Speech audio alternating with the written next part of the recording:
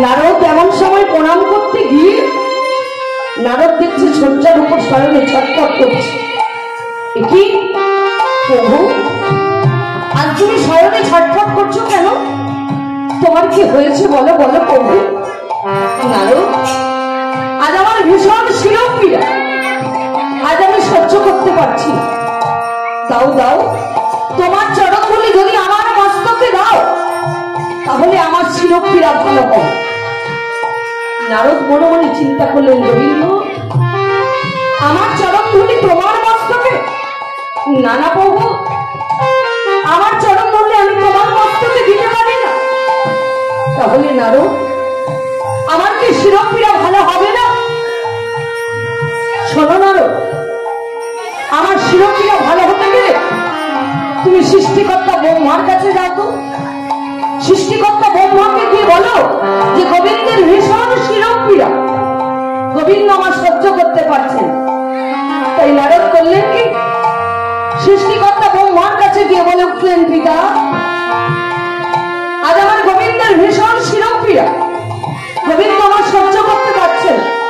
তাই দাও দাও, তোমার চরণধুলি আজ আমার গোবিন্দের মস্তকে দাও। সে কি নারদ, আমি চারটি বদনে হরি নাম করি, আমি তো তাকে চরণধুলি দিতে পারবো না নারদ। আমি তাকে প্রণাম দিতে পারি, তাই বলে তাকে আমি চরণধুলি দিতে পারি না। কাঁদতে কাঁদতে বলে উঠলে, তাহলে আমার গোবিন্দের শিরোপীড়া কি ভালো হবে না? বলে পঞ্চবদনে যে নাম করছে অর্থাৎ ভোলানাথ, তুই ভোলানাথের কাছে যাবে।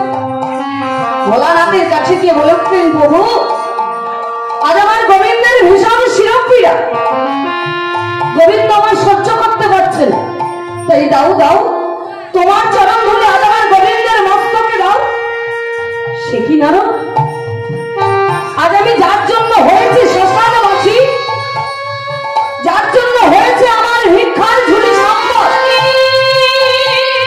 তাকে কিনা দেব আমি চরণ ধুলি? না না না, তুমি ফিরে যাও, গোবিন্দকে গিয়ে বলো যে আমি তাকে চরণ ধুলি দিতে পারি না। নারদ কাঁদতে কাঁদতে যাচ্ছেন গোবিন্দের কাছে। গোবিন্দ, এখানে আমাকে কেউ চরণ ধুলি দিল না প্রভু, তাহলে কি তোমার শিরোপীড়া ভালো হবে না? নারদ, শিরোপীড়া আমার ভালো হবে, তবে তুমি যদি একটি জায়গা যেতে পারো। বলো বলো প্রভু, তোমার শিরোপীড়া কোথায় গেলে ভালো হবে? শোনো নারদ, তুমি যদি বৃন্দাবনে ব্রজ গোপীদের কাছে যাও, তাহলে ব্রজ গোপীদিকে গিয়ে বলো তো যে গোবিন্দের ভীষণ শিরোপীড়া, গোবিন্দ আমার সহ্য করতে পারছে না। দেখো দেখো সেখানে আমার ব্রজ গোপীরা কি করে। নারদ মনে মনে চিন্তা করছে, বাবা বৃন্দাবনে ব্রজ গোপী একটা গোয়ালার মেয়ে, তাদের আবার চরণ ধুলি আমি কেমন করে আনবো রে বাবা? কিন্তু গোবিন্দের শিরোপীড়া ভালো হতে হবে, গোবিন্দকে ছাড়া নারদ থাকতে পারে। তাই নারদ করলেন কি, বৃন্দাবনে গিয়ে ব্রজ গোপীদের কাছে গিয়ে যে উপস্থিত হয়েছে, ব্রজ গোপীরা মুনিবরকে দেখে বলে উঠলেন, মুনিবর আজ তুমি এখানে কেন? মুনিবর, আজ আমি এখানে কেন এসেছি জানো? আজ আমার গোবিন্দের ভীষণ শিরোপীড়া, গোবিন্দ আমার সহ্য করতে পারছে না। বলো বলো মুনিবর, গোবিন্দের শিরোপীড়া কেমন করে ভালো হবে? ব্রজ গোপী, তোমাদের যদি চরণ ধুলি গোবিন্দের মস্তকে দিতে পারো, তাহলে গোবিন্দের শিরোপীড়া ভালো হবে। বাবা গোয়ালার মেয়ে হতে পারে, তাদের মনে কোনো খল প্যাট ছিল না। তাড়াতাড়ি করে মুনিবরকে ডেকে বলছেন, মুনিবর বলো বলো, আমাদের চরণ ধুলি তুমি কিসে নিয়ে যাবে? মুনিবর করছেন কি, গায়ের যে কৃষ্ণ নামান্বিত নামাবলী তাড়াতাড়ি করে বাবা পেতে দিচ্ছে।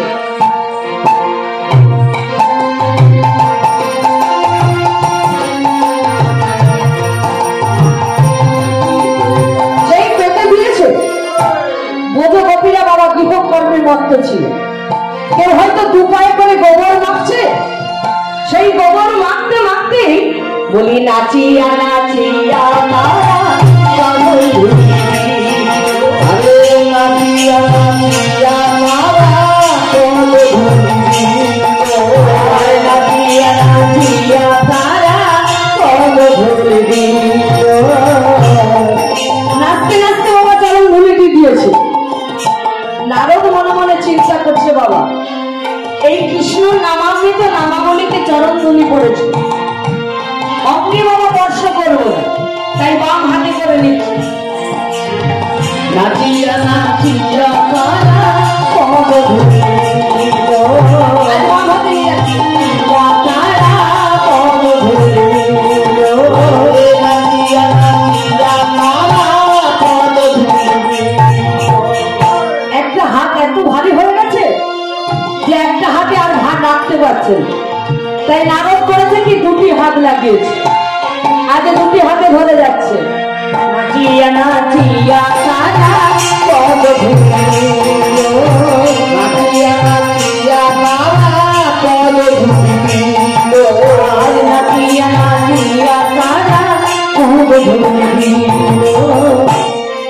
বাবা ব্রজগোপীদের চরণ ধুলি যে এত ভারী হবে আমার বাবা জানা ছিল না, তাই দুটি হাত থেকে বাবা কোমরেতে তুলেছে, আজ কোমরে তুলে নিয়ে যাচ্ছে। নাচিয়া নাচিয়া তারা পদ ধুলি নাচিয়া নাচিয়া তারা পদ ধুলি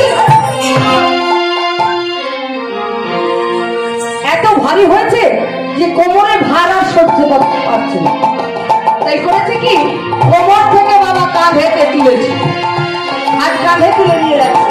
আর নাচিয়া নাচিয়া তারা পদ ধুলি নাচিয়া নাচিয়া তারা পদ ধুলি কান থেকে যখন খসে পড়ে যাচ্ছে নারদ করেছে কি ওই ব্রজগোপীদের চরণ ধুলিটি বাবা মস্তকেতে তুলেছে। যেই মস্তকে তুলেছে গোবিন্দ আমার শয্যার উপর বসে বসে হাসছে। নারদকে দেখে বলছে নারদ তুমি ব্রজগোপীদের চরণ ধুলি এনেছো নারদ? হ্যাঁ প্রভু আমি চরণ ধুলি এনেছি। তবে প্রভু তোমার কি শিরোপীড়া ভালো হয়ে গেছে? হ্যাঁ নারদ আমার শিরোপীড়া ভালো হয়ে গেছে। কখন জানো? বলি যখন নামেতে পড়েছে নামেতে পড়েছে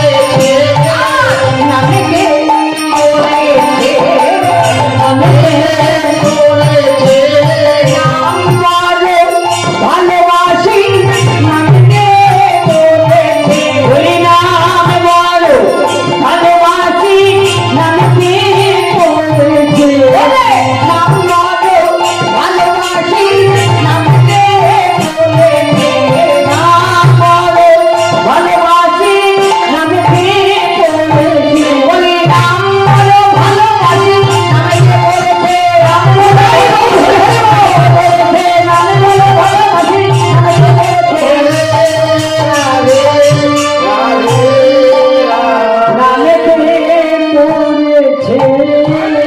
বলো একে তো আমার এই নাম বড়, দ্বিতীয়ত কি বড় জানো?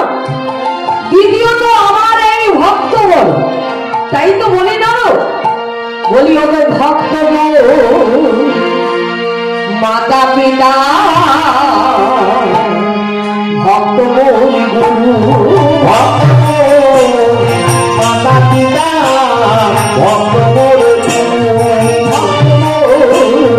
মাতা পিতা ভক্ত বলি গুরু হরে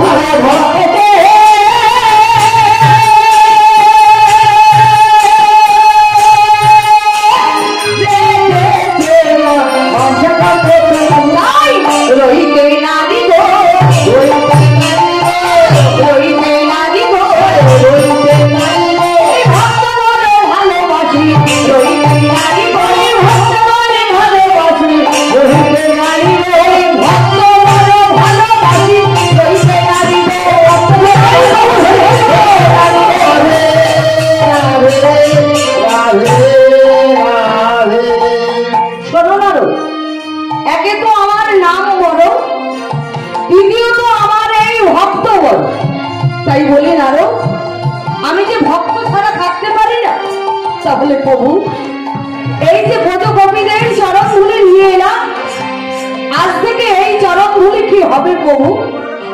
তাড়াতাড়ি করে গোবিন্দ আমার সেই চরণ ধুলিগুলিকে নিয়ে যেই বাবা ফো দিয়েছে 9টি দ্বীপেতে গিয়ে পড়েছে, তাই সেই থেকেই নবদ্বীপের বাবা সৃষ্টি হয়েছে। তাহলে প্রভু এই যে চরণ ধুলি, এই চরণ ধুলি কি হবে না, আজ থেকে গোপী চন্দন হবে। যিনি ভালে ধারণ করবে তিনি আজ স্বয়ং গোবিন্দকে লাভ করবে। তাই তো বলিব, বলি এই ধরা দেয়রা ধরা